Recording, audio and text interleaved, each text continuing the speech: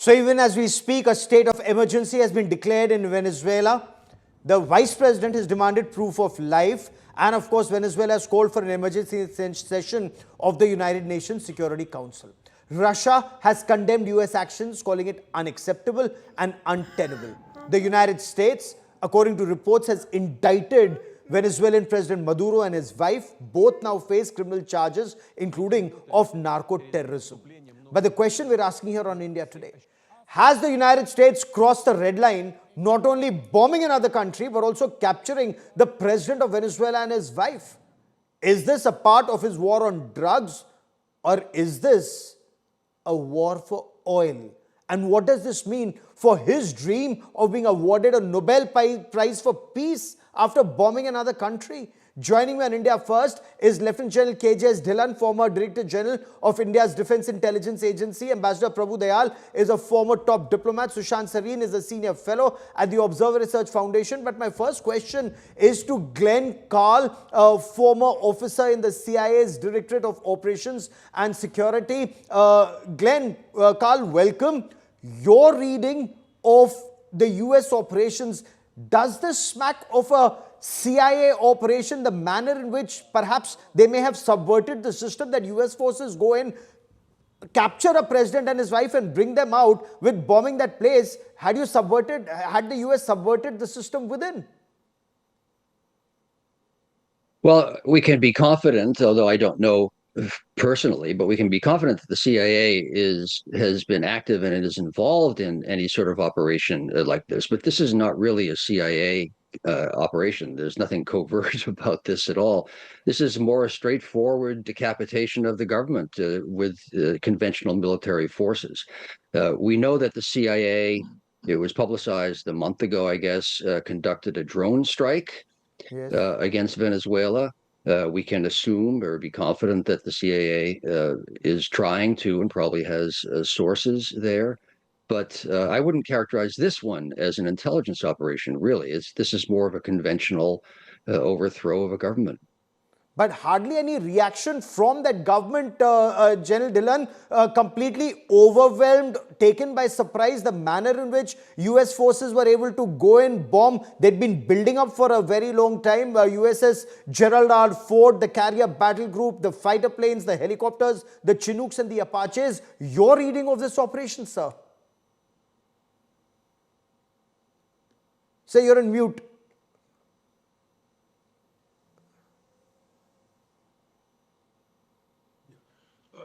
Sorry. Good evening, Gaurav, and good evening to fellow panelists and your viewers. First of all, we must understand the geography of Venezuela to understand how this military operation has been carried out with such precision and such in a short while. Venezuela's northern coast, which is in the Caribbean, and the capital city is bang on the northern coast, which is very close to the Southern America, that is the USA proper, and it is in the middle of the Caribbean. Staying away from the Venezuelan waters, from the carrier group, the aerial assets can be launched. They can land in the capital city, which is on the coast itself. And the air defense can be silenced physically and electronically. Now, such an operation to happen where president has been taken as a prisoner and his wife, there has to be someone from within supporting this operation by US forces. Nobody can enter the presidential palace in spite of the military might and all, but on ground, someone has not stopped them, or whatever the reason, I think the clarity will occur. This is an unprecedented move in international relations, where a president and his wife have been taken to an unknown location as of now. Maybe in the 11 a.m. briefing, some clarity will come in. And another connected thing is the presidential opposition candidate in Venezuela in the July elections landed in Spain on this Sunday, Gonzalez. He landed in Spain and sought political asylum. And whether he will be a player or someone from within the government would be a player, or the vice president or the defense minister, the state of emergency has been declared. But overall, it's a clear-cut case of fight for the Venezuelan oil, the drugs, And as you rightly said, I think it puts on question on the Nobel Peace Prize aspirations. Let me bring in And Ambassador Russia and Dayal. Iran. Yes, let me bring in Russia and Ambassador Iran. Dayal, because Ambassador Dayal, does this unilateral US intervention, which clearly lacks any UN Security Council approval, violate international laws under the UN Charter of Prohibition of Use of Force? Has the US crossed the red lines there, sir? Gaurav, you're absolutely right. It crosses the red line. It violates the UN Charter. It is in violation of international law.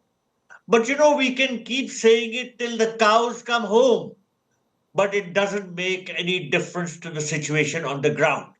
America has demonstrated that its belief is in might is right. Trump is a believer in this principle. He has shown that. How to check his behavior in future remains open to question.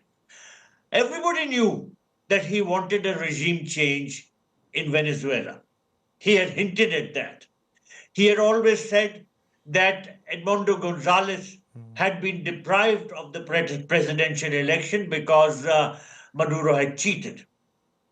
And there were all indications that Trump was going all out to get at Maduro. He had labeled Maduro as someone who was involved with drug trafficking. He said Maduro is heading a drug cartel. He had attacked Venezuelan boats on the high seas. He had attacked a site on Venezuelan land from where he said the drugs were being loaded onto the boats. So he had given all indications of very hostile actions. But frankly, nobody thought that he would be able to pull off such an operation as capturing and kidnapping the president of Venezuela and his wife and taking them to America.